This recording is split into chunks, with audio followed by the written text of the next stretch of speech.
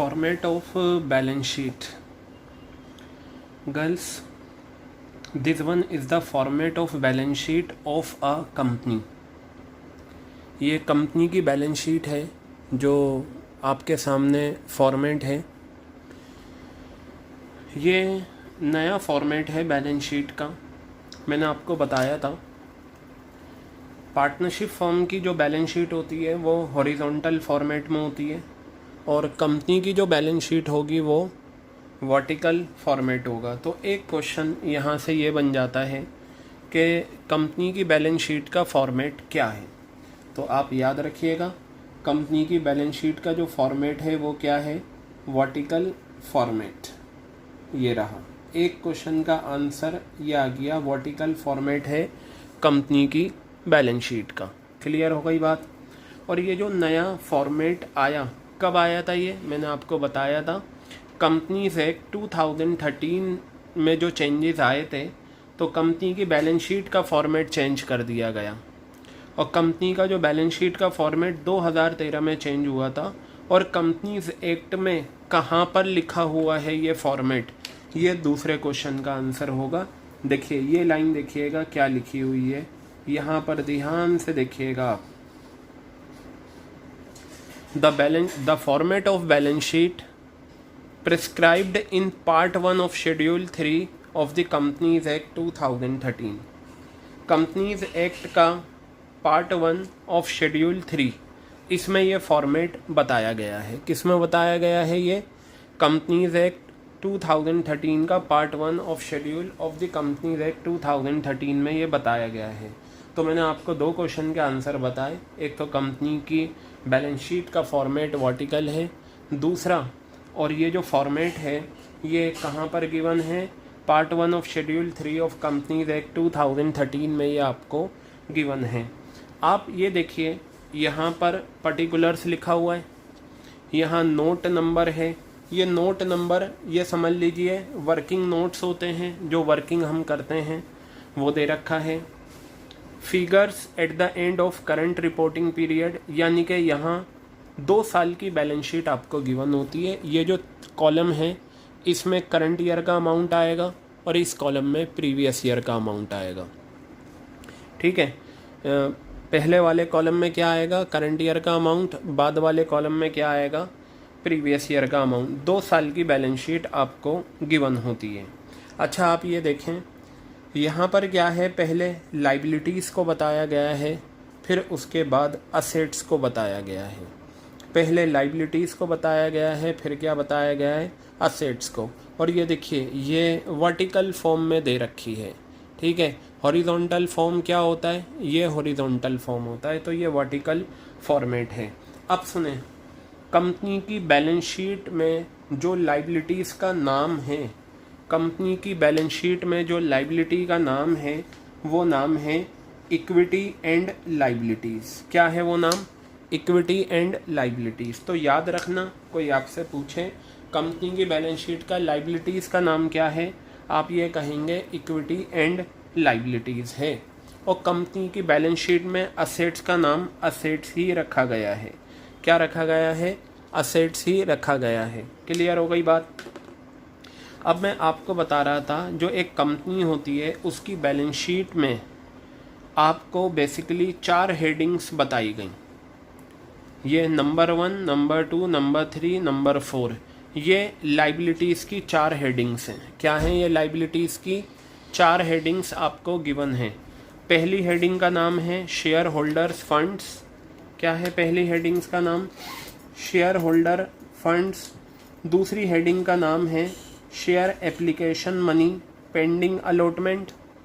और तीसरी हेडिंग का नाम है non current liabilities. Fourth heading का नाम है करंट लाइबिलिटीज़। तो एक सवाल ये बन जाता है कि कंपनी की बैलेंस शीट में लाइबिलिटीज़ की कितनी हेडिंग्स हैं, कंपनी की बैलेंस शीट में लाइबिलिटीज़ की कितनी हेडिंग्स हैं, एक क्वेश्चन आपका ये बन जाता है। तो आप कहेंगे कंपनी की बैलेंस शीट में 4 हेडिंग्स होती हैं।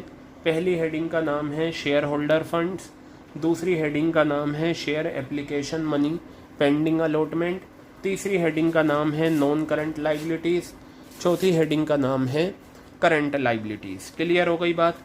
अब अगर आप यहाँ पर देखें, ये जो पहला आपका शेयर होल्डर फंड्स है, इस शेयर होल्डर फंड की 3 सब हेडिंग्स हैं।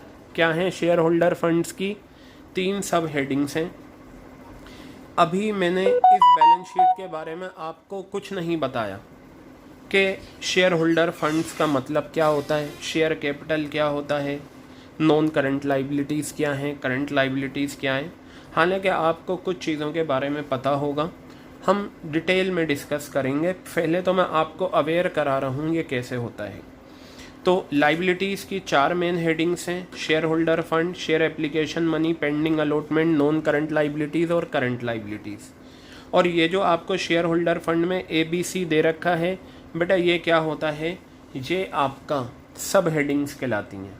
इसी तरीके से नॉन करंट लाइबिलिटीज़ की 4 सब हेडिंग्स हैं, करंट लाइबिलिटीज़ की भी 4 सब हेडिंग्स हैं। क्लियर हो गई बात। और दूसरी बात यहाँ पर यह है कि ये जो लाइबिलिटीज़ की सीक्वेंस है ना, प्रैक्टिकल लाइफ में भी ऐसे ही दिखाया जाता है।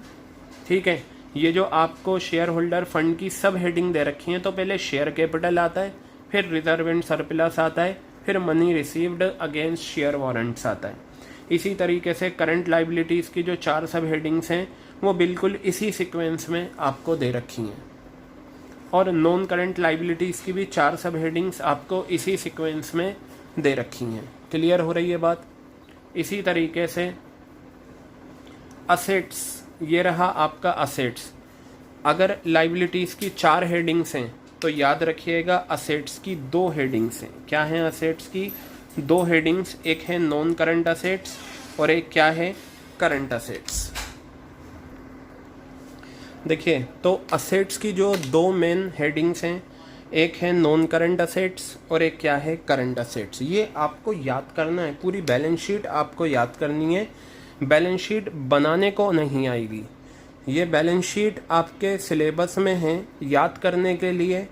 ये बैलेंस शीट बनाने को भी आती है कंपनी की, लेकिन कंपनी की बैलेंस शीट बनाना आपके सिलेबस में नहीं है। जब आप CA करेंगे तो वहाँ पर IPCC में फाइनल में आपको ये इस तरीके की बैलेंस शीट बनानी पड़ती है। ठीक है, आपको सिर्फ याद करनी है, आपको क्वेश्चन में ये गिवन होगी।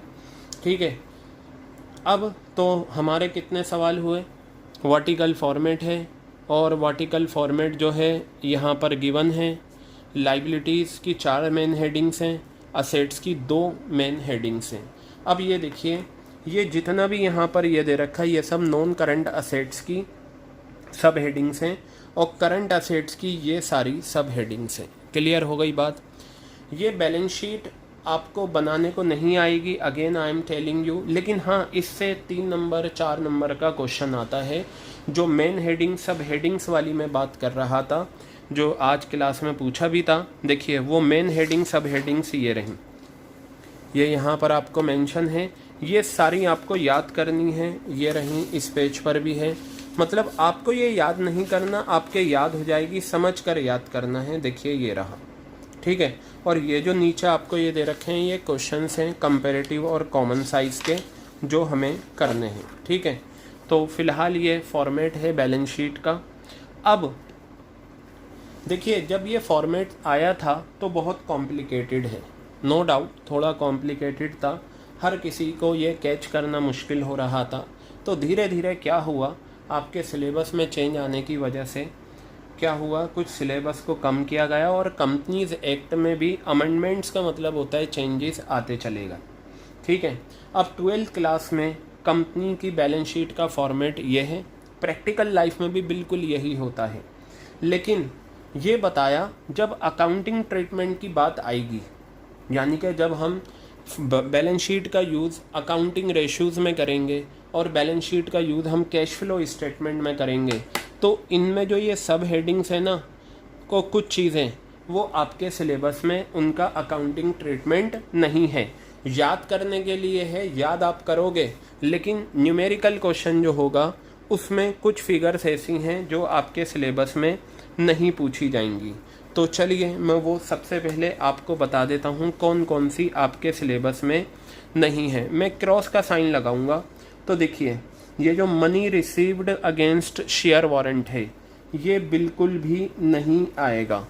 मैंने क्रॉस का साइन लगा दिया, मैं लेफ़्ट पर और राइट पर क्रॉस का साइन लगाऊंगा, इसका मतलब ये है कि ये आपके सिलेबस में नहीं है, अकाउंटिंग ट्रीटमेंट नहीं है, बैलेंस शीट का पार्ट है थियोरिटिकल।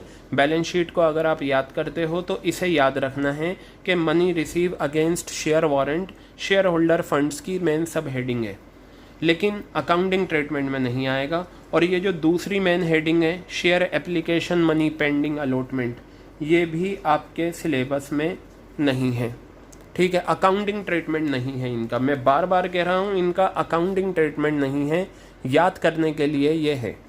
उसके बाद ये जो नॉन करंट लाइबिलिटीज़ की 4 सब हेडिंग्स हैं, ठीक है, इनमें से 2 सब हेडिंग का अकाउंटिंग ट्रीटमेंट नहीं है, एक डेफर्ड टैक्स लाइबिलिटीज़ और एक अदर लॉन्ग टर्म लाइबिलिटीज़। ये दोनों सब हेडिंग्स अकाउंटिंग ट्रीटमेंट में नहीं है। तो लाइबिलिटीज़ से अगर मैं देखूं 4 चीज़ें मेरी डिलीट हुई, एक money receive against share warrant, एक आपका share application money pending allotment, deferred tax liabilities, other long term liabilities, ये मैंने क्या करा है, डिलीट कर दिया। करंट लाइबिलिटीज़ में कुछ भी डिलीटेड नहीं है। नॉन करंट असेट्स में आ जाइए। नॉन करंट असेट्स में ये जो आपका पार्ट है कैपिटल वर्क इन प्रोग्रेस, ये आपके सिलेबस में नहीं है। इंटेंजिबल असेट्स अंडर डेवलपमेंट, ये भी नहीं है। Deferred tax liability, deferred tax assets, यहाँ डेफर्ड टैक्स लाइबिलिटीज़ थी, यहाँ डेफर्ड टैक्स असेट्स है, ये भी नहीं है। अदर नॉन करंट असेट्स भी नहीं है। तो पता चला करंट असेट्स में सारी हैं, तो पता चला टोटल मिला के 8 आइटम्स ऐसी हैं जिनका अकाउंटिंग ट्रीटमेंट नहीं है। Accounting treatment will not be asked from these 8 points, is it clear? But from theoretical point of view you have to learn all the concepts of balance sheet. अब ये देखिए, ये जो आपको 8 पॉइंट्स दे रखे हैं ना, ये आपके जब अकाउंटिंग ट्रीटमेंट में नहीं है तो हम इन्हें डिस्कस भी नहीं करेंगे। अच्छा, क्वेश्चन क्या आता है? क्वेश्चन थियोरिटिकल में ये आ जाएगा कि ये बताओ जी नॉन करंट लाइबिलिटीज़ में क्या क्या आता है, नॉन करंट लाइबिलिटीज़ में क्या क्या आता है, या नॉन करंट लाइबिलिटीज़ की सब हेडिंग्स क्या हैं। तो आपको ये चारों पॉइंट लिखने हैं। लॉन्ग टर्म बोरोइंग्स लिखना है, डेफर्ड टैक्स लाइबिलिटीज़ लिखना है, अदर लॉन्ग टर्म लाइबिलिटीज़ और लॉन्ग टर्म प्रोविजन। आपको 3 नंबर या 2 नंबर मिल जाएंगे। क्वेश्चन ने पूछा करंट असेट्स की सब हेडिंग्स क्या हैं, तो आप ये सीक्वेंस में सारी सब हेडिंग्स बता देंगे। क्या करेंगे आप? ये सीक्वेंस में सारी सब हेडिंग्स बता देंगे। क्लियर हो गई बात? ये आपकी बैलेंस शीट का फॉर्मेट है। क्लियर हो गई? तो ये बैलेंस शीट है, इसी तरीके से इनकम स्टेटमेंट होता है, but we will discuss income statement later. Is it clear? So now come to current assets. Girls, as we have discussed earlier about current assets, बहुत से बच्चे ये समझते हैं करंट असेट्स वो असेट्स होती हैं जो करंट लगाती हैं, जैसे बिजली का करंट लगता है ना, ऐसे ही अगर हम करंट असेट्स खरीद लें तो हमें करंट लग जाएगा क्योंकि नाम करंट लिखा हुआ है, बट इसका मतलब ये नहीं है। तो कंपनीज एक्ट ने कहा एक कंपनी में बहुत सारी करंट असेट्स होती हैं। क्या होती हैं? एक कंपनी में बहुत सारी करंट असेट्स होती हैं। उन सभी करंट असेट्स को 6 कैटेगरीज में बांट दिया गया है। क्या बांट दिया गया है? 6 कैटेगरीज में बांट दिया गया है। देखिए गर्ल्स, अकाउंट्स को जितना सिंप्लीफाई किया जाएगा उतना बेहतर है। अब मैं आपको एक चीज़ बताऊं, आपने देखा होगा एक कंपनी है, उसके कई सारे देनदार होते हैं। मोहन, सोहन, निखिल चिनप्पा, हनुमप्पा, गनगम्मा, अमला, कमला, हमला, रोली, मौली, पोली, ये इस तरीके के बहुत सारे देनदार हैं। कंपनी हर देनदार का अकाउंट नहीं बनाती, बल्कि एक पूरा अकाउंट बना लेती है जिसको नाम देती है डेटर्स अकाउंट। क्या नाम देती है? डेटर्स अकाउंट नाम देती है। इसी तरीके से गर्ल्स, आपने देखा होगा कंपनी में छोटे छोटे खर्चे होते हैं, जैसे चाय का खर्चा, आपका कॉफ़ी का खर्चा होता है, खाने का खर्चा होता है, समोसे, जलेबी, पकोड़े, ठीक है, चाट पापड़ी, कोल्ड ड्रिंक, आइसक्रीम, ये खर्चे होते हैं। अब अकाउंट्स में ये अकाउंट नहीं बनता। जब हम अकाउंट्स मेंटेन करते हैं, samosa account, jalebi account, pakora account, पकोड़े में भी आलू का पकोड़ा अकाउंट या गोभी का pakora account. No, coffee account, चाय अकाउंट ये नहीं बनते। इसे एक कैटेगरी में रख लिया जाता है जिसे मिसलेनियस एक्सपेंसेस कहा जाता है, मिले जुले खर्चे। बैलेंस शीट का जो फॉर्मेट बदला गया उसके पीछे ये पर्पस था कि हमारी जो अकाउंटिंग है वो इंटरनेशनल अकाउंटिंग के लेवल पर आ जाए ताकि कंपैरिजन करना आसान हो जाए। क्या हो जाए? कंपैरिजन करना आसान हो जाए। अब एक कंपनी में जितनी भी असेट्स होती हैं, करंट असेट्स, उन सभी असेट्स को 6 कैटेगरीज में बांटा गया। ठीक है, वो 6 कैटेगरीज क्या हैं? Current asset, current investment, inventories, trade receivables, cash and cash equivalents, short term loan and advances, other current assets. कहने का मतलब ये है कि जो करंट इन्वेस्टमेंट है वो यहाँ लिख देंगे, इन्वेंट्रीज यहाँ लिखा जाएगा, ट्रेड रिसीवेबल यहाँ आ जाएगा, कैश एंड कैश इक्विवेलेंट यहाँ आ जाएगा, short term loan and loan advances यहाँ आ जाएगा। और जो करंट असेट्स इन पांचों में नहीं जाएगी, जो करंट असेट्स इन पांचों में नहीं जाएगी, फिर वो कहाँ जाएगी? Other current assets. तभी यहाँ नाम दिया गया अदर, और तभी इसे सबसे लास्ट में रखा गया कि जिसे जहाँ पहुँचाना है उसे वहाँ पहुँचा दो। इन्वेंट्रीज है, इन्वेंट्रीज में दिखा दो, ट्रेड रिसीवेबल्स है, ट्रेड रिसीवेबल्स में दिखा दो, और जो कहीं ना जाए उसे कहाँ दिखा दो? अदर करंट असेट्स में दिखा दो। कहाँ दिखा दो उसे? अदर करंट असेट्स में दिखा दो। क्लियर हो गई बात? मैंने अभी तक किसी भी पॉइंट को एक्सप्लेन नहीं करा। मैंने क्या करा? सिर्फ आपको अवेयर कराया आपके सिलेबस में बैलेंस शीट का फॉर्मेट किस तरीके से है और आपको इसे किस तरीके से प्रिपेयर करना है। क्लियर हो गई बात ये? अब मैं बात करता हूँ सबसे पहले करंट असेट्स की। किसकी बात करता हूँ मैं? सबसे पहले करंट असेट्स की बात करता हूँ। करंट असेट्स क्या होती हैं? आपने देखा होगा करंट असेट्स वो असेट्स होती हैं, करंट असेट्स वो असेट्स होती हैं जो एक साल में कैश में कन्वर्ट हो जाती हैं। क्या हो जाती हैं? करंट असेट्स वो असेट्स होती हैं जो यूजुअली एक साल में कैश में कन्वर्ट हो जाती हैं। क्लियर हो गई बात ये? तो कौन कौन सी होती हैं? नंबर 1 आया करंट इन्वेस्टमेंट। अभी हम आगे करेंगे करंट इन्वेस्टमेंट क्या होते हैं, डिटेल में मैं आपको बताऊंगा, बट आपको कुछ चीज़ें याद रखनी है। करंट इन्वेस्टमेंट का दूसरा नाम होता है, वो दूसरा नाम क्या है? Short term investment. क्या होता है एक नाम इसका? शॉर्ट टर्म इन्वेस्टमेंट होता है। करंट इन्वेस्टमेंट का एक नाम होता है शॉर्ट टर्म इन्वेस्टमेंट, और पता है एक और नाम होता है जिसको हम बोलते हैं मार्केटेबल सिक्योरिटीज़। क्या बोलते हैं हम इसे? Marketable securities. आप शॉर्ट टर्म इन्वेस्टमेंट का हो या मार्केटेबल सिक्योरिटीज़ का हो, एक ही बात है। क्लियर हो गई बात? इन्वेंट्रीज, स्टॉक का नया नाम। क्या है? स्टॉक का नया नाम। जैसे आपने सुना होगा पहले हम बॉम्बे बोलते थे। कहाँ जा रहे हो भाई? बॉम्बे जा रहे हैं घूमने। अब वो क्या हो गया है? मुंबई हो गया है। क्या हो गया है? वो मुंबई हो गया है। ठीक है। अब जैसे गुड़गांव था पुराना नाम, अब क्या हो गया? गुरुग्राम हो गया है। ठीक है। तो इन्वेंट्रीज का जो पुराना नाम था वो स्टॉक था, लेकिन अब नया नाम क्या है? इन्वेंट्रीज। तो जब जब आप कंपनी अकाउंट्स पढ़ोगे या कंपनी की बैलेंस शीट पढ़ोगे तो आपको स्टॉक वर्ड यूज़ नहीं करना। आपको पता होना चाहिए कि इसका मतलब क्या होता है? इन्वेंट्रीज होता है। Inventories is a new name of stock. Clear हो गई बात?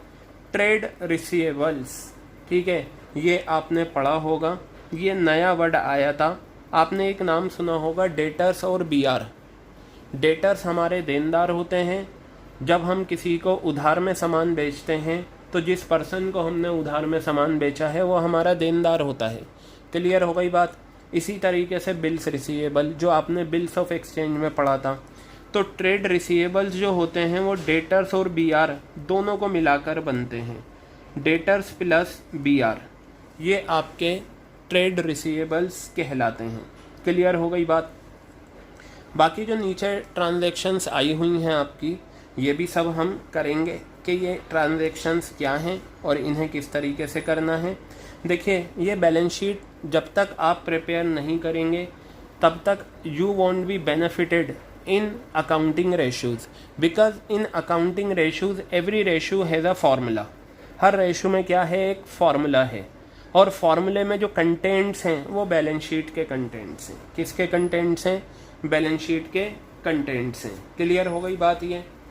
तो अब ज़रा ध्यान से देखिएगा कि ये आपके करंट असेट्स की 6 सब हेडिंग्स हैं, तो आप इन्हें याद कर लीजिएगा, ठीक है। और नॉन करंट असेट्स में आपका tangible assets, intangible assets. Non current assets का बेसिकली दूसरा नाम क्या होता है? Fixed assets. क्या होता है? Fixed assets. जैसे टेंजिबल असेट्स में आपको पता ही है क्या आता है, मशीनरी आ गई। हर वो असेट जिसे आप देख सकते हैं, छू सकते हैं, वो टेंजिबल असेट्स है। मशीनरी आ गई, बिल्डिंग आ गई, कंप्यूटर आ गया, ये सारी चीज़ें आपकी क्या होती हैं?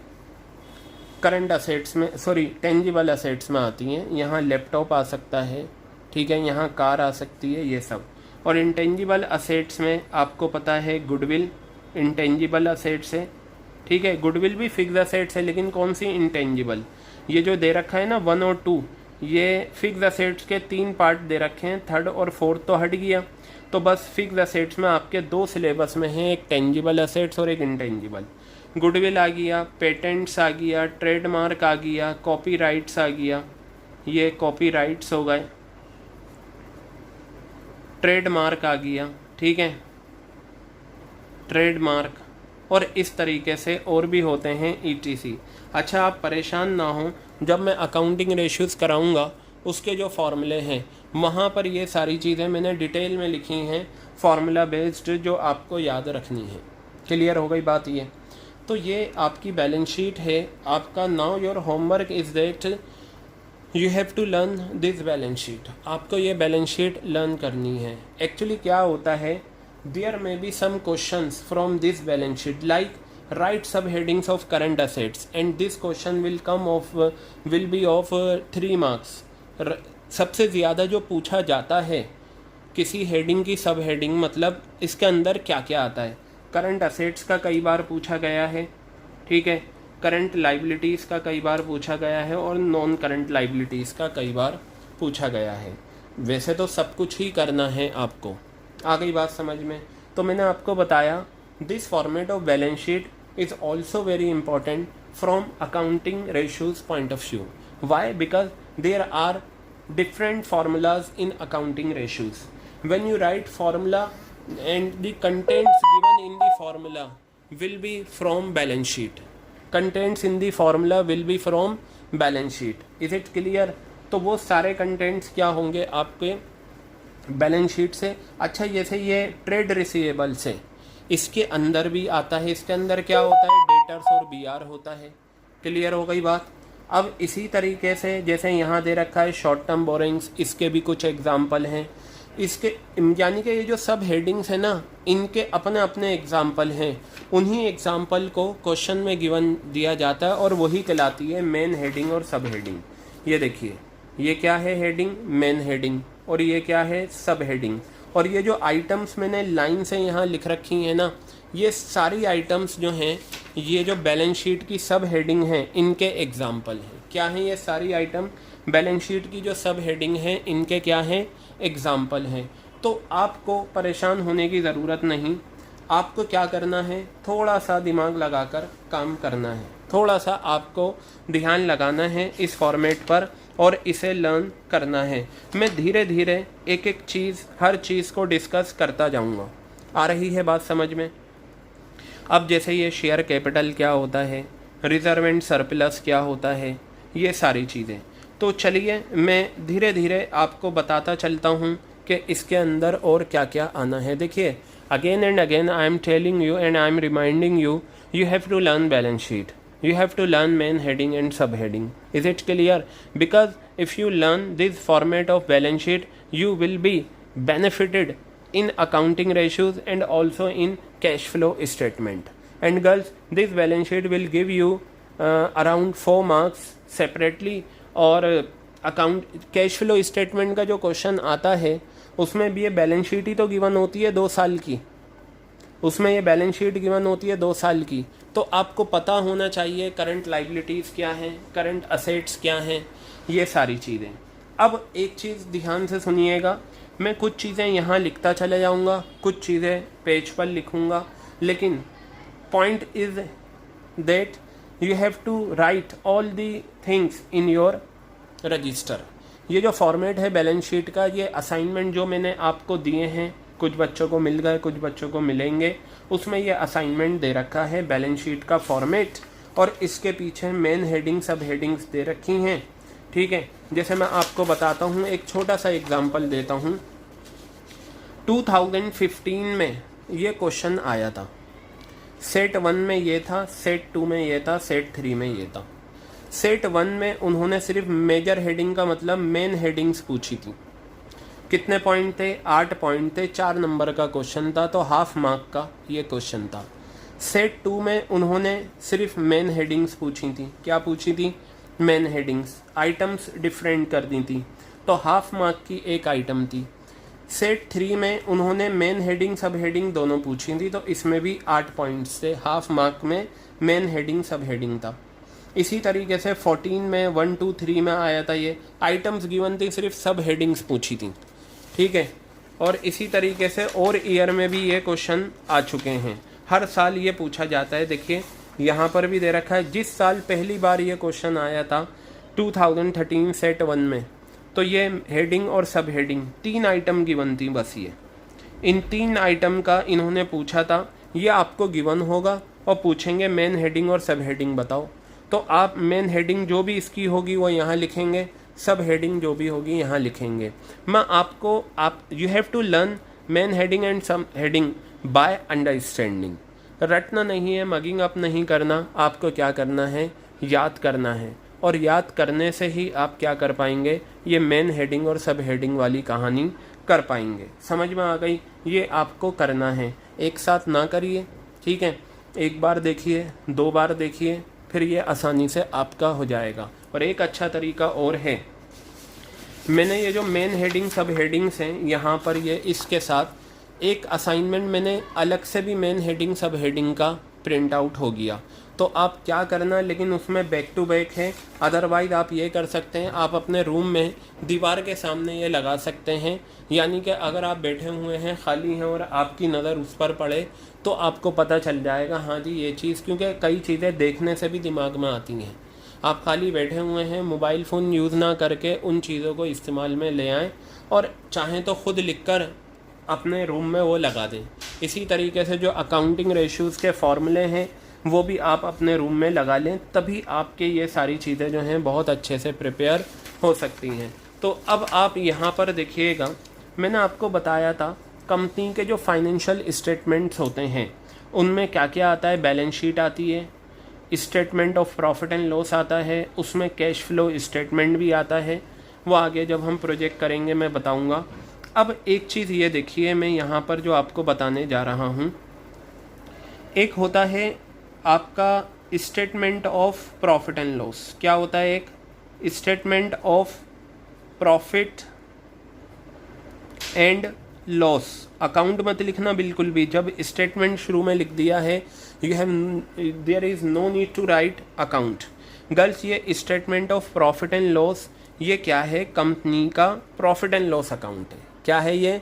कंपनी का प्रॉफिट एंड लॉस अकाउंट। ये मैं आपके समझने के लिए लिख रहा हूँ, profit and loss account of company. आप कंपनी के प्रॉफिट एंड लॉस अकाउंट का नाम क्या है? Statement of P&L। अगर आपने ये लिख दिया ना प्रॉफिट एंड लॉस अकाउंट, आपके मार्क्स चले जाएंगे। आपको अब यही वर्ड यूज़ करना है, statement of profit and loss, यही वर्ड यूज़ किया जाएगा। ये तो मैंने आपकी नॉलेज के लिए लिखा कि कंपनी के प्रॉफिट एंड लॉस अकाउंट का नाम statement of profit and loss है। क्लियर हो गई बात? अब ये statement of profit and loss है। एक होता है balance in statement of profit and loss. Balance in statement of profit and loss, दोनों में फ़र्क क्या है? दोनों में फ़र्क इतना है कि ऊपर वाले में बैलेंस इन नहीं लिखा हुआ और नीचे वाले में बैलेंस इन लिखा हुआ है, लेकिन दोनों में डिफरेंस होता है। Many times when I visited for as an external examiner and I ask this question in viva, most of the students did not reply about the difference between statement of PNL and balance in statement of PNL. Girls, दोनों में फ़र्क होता है। Statement of PNL तो एक statement है जो profit and loss account कहलाता है कंपनी का। Balance in statement of PNL जो होता है ना, ये क्या होता है, आपको जो पूरे तरीके से लिखा हुआ मिलेगा वो क्या मिलेगा, इससे पहले लिखा हुआ होगा सरप्लस। क्या लिखा हुआ होगा, surplus, that is I.E. Comma. Balance in statement, ये पूरा सेंटेंस है, या तो आपको balance in statement of PNL मिलेगा या surplus of balance, surplus that is balance in statement of PNL. Girls, ये कहलाता है प्रॉफिट। क्या कहलाता है ये, प्रॉफिट कहलाता है कंपनी का। यानी कि कंपनी का जो प्रॉफिट लिखा, जैसे आपने सोल प्रोप्राइटरशिप बिजनेस करा था, उसमें आपने क्या करा था, जब आप प्रॉफिट एंड लॉस अकाउंट बनाते थे तो वहाँ पर आप नेट प्रॉफिट निकालते थे। यानी कि कंपनी के प्रॉफिट को हम कैसे रिप्रेजेंट करते हैं, नेट प्रॉफिट से रिप्रेजेंट करते हैं। पार्टनरशिप का भी नेट प्रॉफिट होता है, लेकिन कंपनी का जो प्रॉफिट होता है उसका नाम होता है balance in statement of PNL, या इसे सरप्लस भी बोलते हैं। और अगर लॉस होगा तो यहाँ सरप्लस की जगह क्या आ सकता है, लॉस आ सकता है। तो आप यहाँ पर लिख सकते हैं लॉस, दैट इज, ये बिल्कुल सेम होगा balance in statement of PNL, तो ये आपका लॉस हो जाएगा। ये बातें याद रखिएगा। और दूसरी बात जो आपको याद रखनी है, अगर सरप्लस दे रखा है तो इसका मतलब प्रॉफिट है, और लॉस दे रखा है तो लॉस है। और अगर मान लो ये दोनों ही नहीं दे रखे, सरप्लस और लॉस, और सिर्फ इतना लिख रखा है balance in statement of PNL, तो फिर आप उसे प्रॉफिट कंसिडर करेंगे। क्या कंसिडर करेंगे, प्रॉफिट कंसिडर करेंगे। तो अगर आपसे कोई पूछे डिफरेंस, तो आप ये कहेंगे statement of PNL is a new name of profit and loss account of company, and balance in statement of P&L is usually considered as profit of the company। ये क्या होता है, कंपनी का प्रॉफिट होता है। क्या होता है, ये कंपनी का प्रॉफिट होता है। क्लियर हो गई बात ये आपके। तो गर्ल्स, ये आपका क्या था, ये आपका बैलेंस शीट का फॉर्मेट था जो मैंने आपको बताया। अब जो आगे की मैं वीडियो रिकॉर्ड करूँगा उसमें मैं आपको ये सारी चीज़ें समझाऊंगा, मेन हेडिंग, सब हेडिंग। यानी कि आपको जैसे रिजर्व एंड सरप्लस है, ये रिजर्व एंड सरप्लस में बहुत सारी चीज़ें आती हैं। तो वो बहुत सारी चीज़ें क्या हैं, देखिए ये दे रखी हैं यहाँ तक, ये यहाँ तक आपको रिजर्व एंड सरप्लस के ये सारे नाम हैं। आपको सारे याद करने की ज़रूरत नहीं, लेकिन आपको सारे पता होने चाहिए, आपको सारे पता होने चाहिए। क्लियर हो गई बात। तो एक चीज़ और देखिए, मैं आपको बताऊं, वो मैं सब बताऊंगा अभी नेक्स्ट क्लास में। तो पता चला कंपनी का प्रॉफिट का नाम क्या है, balance in statement of PNL, या कई बार सरप्लस ना होकर यहाँ क्रेडिट वर्ड हो सकता है। क्या होगा, credit balance in statement of PNL, यानी कि स्टेटमेंट ऑफ पीएनएल का क्रेडिट बैलेंस, तब भी इसका मतलब प्रॉफिट है। और यहाँ लॉस ना होकर क्या वर्ड आ सकता है,